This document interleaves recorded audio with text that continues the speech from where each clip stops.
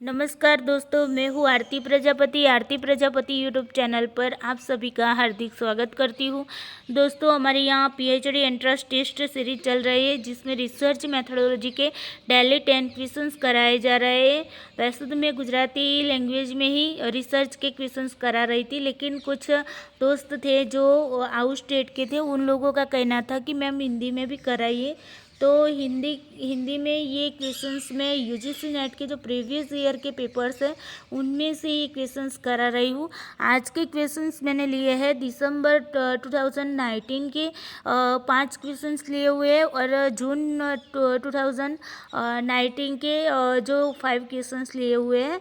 तो चलिए आज के ये क्वेश्चंस देख लेते हैं। क्वेश्चंस देखने से पहले आप सभी को एक बात बतानी है कि अगर आपको मेरे ये वीडियोस अच्छे लग रहे हैं तो आप इसे लाइक कीजिए और अपने दोस्तों को शेयर करना ना भूलिए, ताकि उन लोगों को भी ये इसका फ़ायदा हो। और अगर आप मेरी चैनल पर नए हुए तो इसे सब्सक्राइब करना भूलिएगा नहीं। अगर आपने सब्सक्राइब नहीं की है, अगर डेली आप मेरे वीडियोस देख रहे हैं और फिर भी आपने मेरी इस चैनल को सब्सक्राइब नहीं किए तो फिर प्लीज़ आप सभी से हम्बल रिक्वेस्ट है कि मेरी इस चैनल को सब्सक्राइब करिएगा, ताकि मेरा भी ये वीडियोस बनाने का उत्साह बना रहे। तो चलिए दोस्तों, आज के क्वेश्चंस देखते हैं।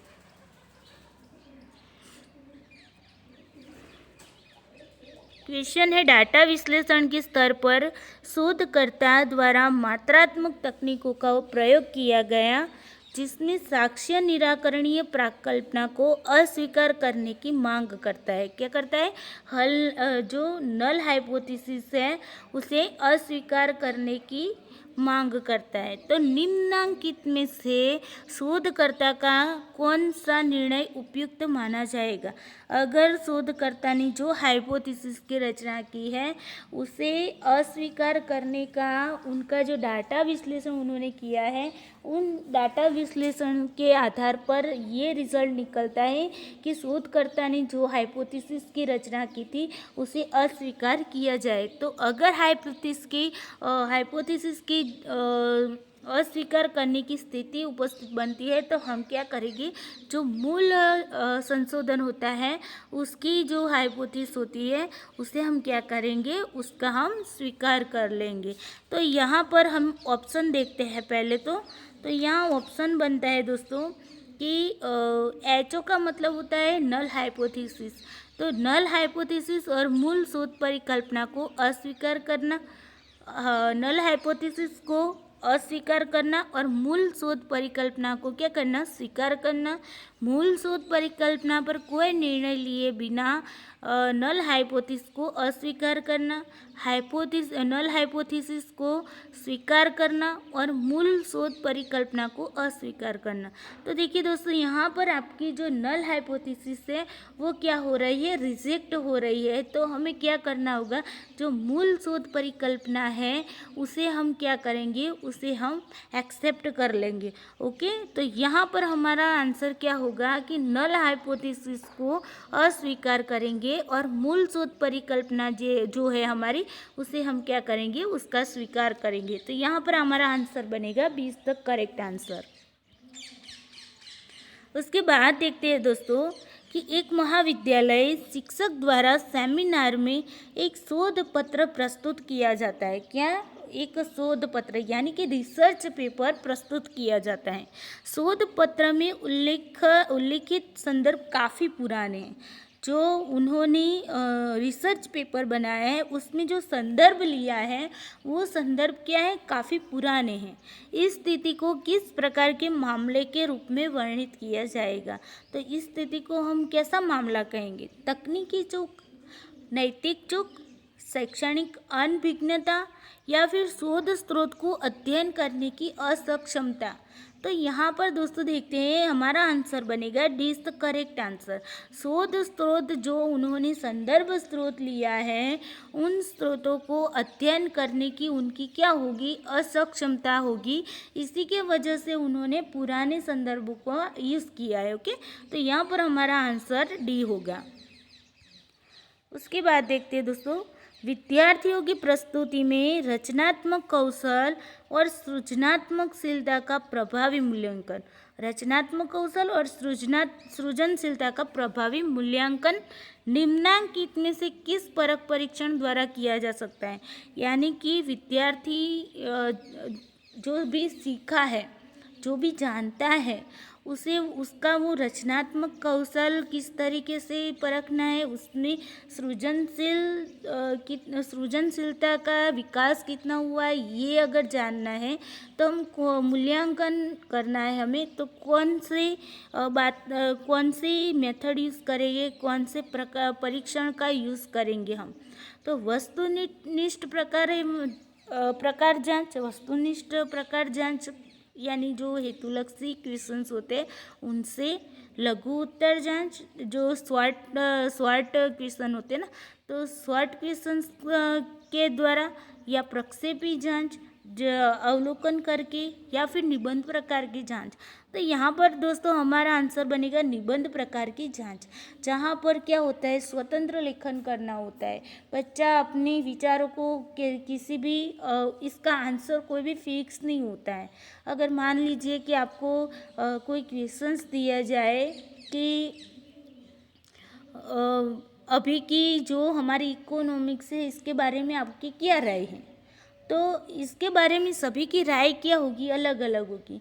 तो हर कोई अपने हिसाब से अपनी जो सोच है, अपनी जो विचार है, उसके आधार पर अपनी राय देंगे, है ना। तो ये क्या हुआ, निबंध प्रकार की जो जांच होती है, इसी में हमें पता चलता है कि वो कितना रचनात्मक है बच्चा, वो कितना सृजनशील बच्चा है। तो यहाँ पर हमारा आंसर बनेगा निबंध प्रकार की जांच। ये जो है होते हैं वस्तुनिष्ठ प्रकार में फिक्स होता है आंसर जो हम देते हैं ना। ये पूरा क्वेश्चन है ना हमारा, ये पूरा क्वेश्चंस क्या है, ये पूरा क्वेश्चंस हमारा वस्तुनिष्ठ प्रकार जांच ही तो है। इसका आंसर फिक्स है निबंध प्रकार की जांच, इसमें आप ये तीनों को नहीं ले सके, क्यों, ये आंसर ही फिक्स है। तो फिक्स किया हुआ होता है, वहाँ पर कभी भी कोई रचनात्मक या सृजनशीलता का हमें पता नहीं चलता है। लघु उत्तर में भी, शॉर्ट में भी, अगर आपको कहा जाए कि नीम के पेड़ के गुण बताइए, तो नीम के पेड़ के जो कड़वा गुण होता है वो आप उसे बताएंगे। ओके, तो जो गुण होते हैं नीम के पेड़ के, तो वो क्या होते हैं, शॉर्ट में आप लिखेंगे, लेकिन फिक्स होते हैं, उसके आंसर भी क्या होते हैं, फिक्स होते हैं। ओके, इसी तरह की प्रक्षेपी जांच, तो जब आप उसे देखकर जो जांच करते हैं तो उससे भी हमें नहीं पता चलता कि उसके मन में क्या विचार है, वो क्या सोचता है, उसके अंदर कितनी शक्तियाँ पड़ी है, क्षमताएं पड़ी है, ये हम नहीं सोच सकते, है ना, देख नहीं सकते। तो इसके लिए बच्चे का अगर सृजनशीलता का गुण देखना हो, रचनात्मक कौशल उसका देखना हो, तो हमें यहाँ पर क्या करना होगा, उसे एक निबंध प्रकार का एक क्वेश्चन देना होगा। तो वो क्या करेगा, उसमें अपने विचारों को अंकित कर देगा। तो यहाँ पर हमारा आंसर बनेगा B is the correct answer. इसके बाद देखते हैं दोस्तों, हस्तक्षेप आधारित क्रियात्मक शोध प्रक्रिया में निम्नांकित में से किस क्रम की सामान्यतः सिफारिश की जाती है। देखिए यहाँ पर क्रियात्मक जो एक्शन रिसर्च है, एक्शन रिसर्च के स्टेप की बात की है। तो एक्शन रिसर्च के स्टेप होते हैं, उसमें सबसे पहले योजना आती है। क्या होती है, योजना आती है, योजना आती है। योजना को हम क्या कहेंगे, प्लान कहेंगे। ओके, उसके बाद हम क्या करते हैं, योजना के बाद उसे क्रियान्वित करते हैं, उस योजना के मुताबिक क्रियान्वित करते हैं। यानी कि यहाँ पर पहला बनेगा हमारा प्लान, उसके बाद बनेगा एक्ट। ओके, उसके बाद हम क्या करते हैं, प्रेक्षण करते हैं, यानी कि अवलोकन करते हैं। ऑब्जर्वेशन आएगा, क्या आएगा, ऑब्जर्वेशन। इंग्लिश इसलिए लिखा रही हूँ कि ताकि आपको कभी इस तरीके से क्वेश्चंस पूछा जाए, लिखा हो हिंदी में और बोला जाता है इंग्लिश में, जैसे कि ये प्लान लिखा है तो इस तरीके से आपको बताया गया प्लान, उसके बाद एक्ट, इस तरीके से आपको लिखा हो हिंदी में, लेकिन पढ़े तो क्या होता है, इंग्लिश में होते हैं। तो आपको ये इंग्लिश वर्ड भी याद रखने होते हैं। उसके बाद चिंतन मनन आता है। ओके, उसके बाद क्या आता है, चिंतन मनन आता है। तो ये थी जो क्रियात्मक संशोधन होता है उसका ये पूरा जो चक्र होता है, क्रियात्मक संशोधन का क्या होता है, चक्र होता है, वो चलता ही रहता है। और इसी तरीके से हमें इन स्टेपों के आधार पर ही क्रियात्मक संशोधन करना होता है, एक्शन रिसर्च होता है। ये 4 स्टेप में ही हो जाता है। योजना करनी होती है पहले, उसकी उस योजना को क्रियान्वित किया जाना चाहिए। क्रियान्वित करने के बाद आप प्रेक्षण यानी कि ऑब्जर्वेशन करेंगे। ऑब्जर्वेशन के बाद क्या करेंगे, चिंतन और मनन करेगी। ये जो 4 स्टेप थे वो हमारे क्रियात्मक शोध के थे। तो अब हमें यहाँ पर आंसर आपको मिल ही गया होगा कि हमें सबसे पहले योजना को ढूंढना है। तो यहाँ पर देखिए, बी में भी नहीं, सी में भी नहीं, डी में भी नहीं, तो ए में योजना है, तो हमारा ये आंसर ही सही होगा। देख लेते हैं, योजना, योजना के बाद क्रियान्वित, उसके बाद प्रेक्षण और लास्ट में है चिंतन मनन। ओके, तो हमारा A is the correct answer. उसके बाद देखते हैं दोस्तों, नीचे 2 सेट दिए गए हैं। सूची 1 और सूची 1 में शोध साधन दिए गए हैं और सूची 2 में मापन के संदर्भ में डाटा की प्रकृति को वर्णित करता है। दोनों सेटों को सुमेलित कीजिए। यहाँ पर हमें क्या करना है, सेटों को सुमेलित करना है। यहाँ पर आपको पहले यहाँ पर हमें क्या दिया गया है, यहाँ पर हमें साधन दिए गए हैं, टूल्स दिए गए हैं, और यहाँ पर हमें स्केल दिए गए हैं, मेजरमेंट के स्केल दिए गए हैं। तो जो मेजरमेंट के स्केल दिए गए उनको और इस साधन को हमें क्या करना है, जिनको जो लागू पड़ता है उसके साथ ज्वाइंट करना है। ओके, तो प्रश्नावली और साक्षात्कार, तो प्रश्नावली और साक्षात्कार में क्या होगा, तो उसके लिए हम कौन सी स्केल का यूज़ करेंगे, तो उसके लिए हम नॉमिनल स्केल का उपयोग करेंगे। किसका, नॉमिनल स्केल का। तो हमारा यहाँ पर मैं ABCD लिख देती हूँ, यानी कि आंसर पता चल जाए।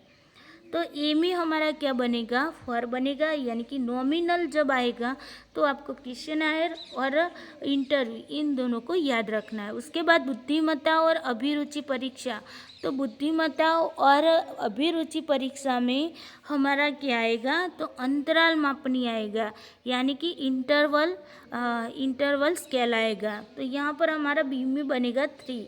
सी में अभिवृत्ति और मूल्य परीक्षा, तो अभिवृत्ति और मूल्य परीक्षा में हमारा क्या आएगा, तो हमारा यहाँ पर पहले फिर से लिख देती, कोई बात नहीं। ABCD, ए में क्या आया था, हमारा नॉमिनल आया था। बी में क्या आया था, इंटरवल आया था। अब सी की बारी है, तो क्रम सूचक यानी कि ऑर्डिनल स्केल। ओके, तो अभिवृत्ति और मूल्य परीक्षा के लिए हम कौन सी स्केल का यूज़ करते हैं, तो हम ऑर्डिनल स्केल का यूज़ करते हैं, जिसे हम क्रम सूचक मापनी कहते हैं। उसके बाद लास्ट है गति और बारंबारता परीक्षा में हम किसका यूज़ करेंगे, माप की अनुपात मापनी का। अनुपात मापनी को हम क्या करेंगे, रेशियो स्केल कहेंगे। तो हमारा यहाँ पर डी में बनेगा 1। तो 4 3 2 1 कहाँ पर है, देखिए, तो ए में पहले 4 ढूंढिए, तो ए में 4 हमें सी में मिल रहा है, तो देख लेते हैं 4 3 2 1। ओके, तो हमारा ये आंसर सही है, यानी कि C is the correct answer. Okay, अब देखते हैं दोस्तों आगे के क्वेश्चन। ये जो क्वेश्चंस है वो आगे के जो क्वेश्चंस थे वो थे हमारे दिसंबर 2019 के थे। अब के जो क्वेश्चंस आ रहे हैं वो है जून 2019 के हैं। तो चलिए देखते हैं जून 2019 के क्वेश्चंस। एक शोधकर्ता अपने शोध में शून्य परिकल्पना को अस्वीकार करने में विफल रहता है। क्या करता है, वो अपनी जो शून्य हाइपोथेसिस यानी कि नल हाइपोथेसिस है उसे अस्वीकार करने में विफल रहता है, यानी कि उसकी जो नल हाइपोथेसिस है वो क्या हो रही है, स्वीकार हो रही है। क्या हो रही है, स्वीकार हो रही है। तो उसकी मूल शोध परिकल्पना के लिए इसके क्या निहितार्थ होंगे। अब जबकि नल हाइपोथेसिस आपकी एक्सेप्ट हो रही है, तो अब क्या करेंगे, मूल जो शोध परिकल्पना है उसे क्या करेंगे, आप अस्वीकार करेंगे। देखिए, यहाँ पर आपको 2 प्रकार के हाइपोथेसिस को स्वीकार करना होता है, अस्वीकार और स्वीकार करना होता है। 2 प्रकार की एरर आती है, जहाँ पर हम देखते हैं कि जब हाइपोथेसिस ये फर्स्ट प्रकार बता रही हूँ आपको, और ये दूसरा प्रकार यहाँ पर बता रही हूँ। फर्स्ट प्रकार में क्या होता है, यानी कि टाइप 1 एरर में क्या होता है कि जबकि आपकी जो हाइपोथेसिस होती है वो स्वीकार होती है। आपकी जो नल हाइपोथेसिस होती है वो स्वीकार होती है और उसका अस्वीकार किया जाता है। नल हाइपोथेसिस की स्वीकार होती है और उसका अस्वीकार किया जाता है। उसे अस्वीकार करके मूल हाइपोथेसिस को क्या किया जाता है, स्वीकार किया जाता है। ये मूल हाइपोथेसिस आप देख लीजिए। तो आपकी नल हाइपोथेसिस स्वीकार हो रही है, फिर भी उसका अस्वीकार करके मूल हाइपोथेसिस को आप क्या करते हैं, स्वीकार करते हैं, तो उसका मतलब होगा ये टाइप 1 एरर होगी, जिसे हम क्या कहेंगे, अल्फा बुल भी कहते हैं। उसके बाद दूसरे प्रकार की एरर है, ये एरर की बात कर रही हूँ मैं। तो एरर है, दूसरे प्रकार की जो एरर है उसमें क्या होता है कि आपकी नल हाइपोथेसिस क्या हो रही है, रिजेक्ट हो रही है, यानी कि इसका किया जाना चाहिए। उसकी जगह आप क्या करते हैं, आपकी नल हाइपोथेसिस, ये आपकी नल हाइपोथेसिस है, दोनों आपकी नल हाइपोथेसिस क्या हो रही है, अस्वीकार हो रही है और आप उसका स्वीकार कर रहे हैं। और मूल जो शोध परिकल्पना है उसका आप क्या कर रहे हैं, अस्वीकार कर रहे हैं। तो यहाँ पर क्या होगा, यहाँ पर टाइप 2 एरर होगी। टाइप 2 एरर को हम कहते हैं बीटा एरर। और ओके, ये थोड़ा सा अगर आपको एग्ज़ाम में ऐसे क्वेश्चन आए तो आपको इस तरीके से सॉल्व करने होंगे। यहाँ पर हम एरर की बात नहीं करें, ये यहाँ जो क्वेश्चन दिया हुआ है यहाँ पर एरर की बात नहीं की है। यहाँ पर सिर्फ आपको आपकी जो हाइपोथेसिस आपने रची है उन हाइपोथेसिस का स्वीकार होता है, तो मूल शोध परिकल्पना का आप क्या करेंगे, और अगर आपकी नल हाइपोथेसिस अस्वीकार होती है तो मूल हाइपोथेसिस को आप क्या करेंगे, इसके बारे में ही पूछा गया। अभी मैंने आपको बताया वो एरर के बारे में बताया।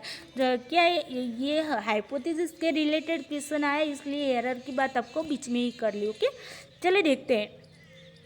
एक शोधकर्ता अपने शोध में शून्य परिकल्पना को क्या करता है, अपनी जो हाइपोथेसिस है उसको अस्वीकार करने में विफल रहता है, यानी कि उसकी हाइपोथेसिस क्या होती है, स्वीकार होती है।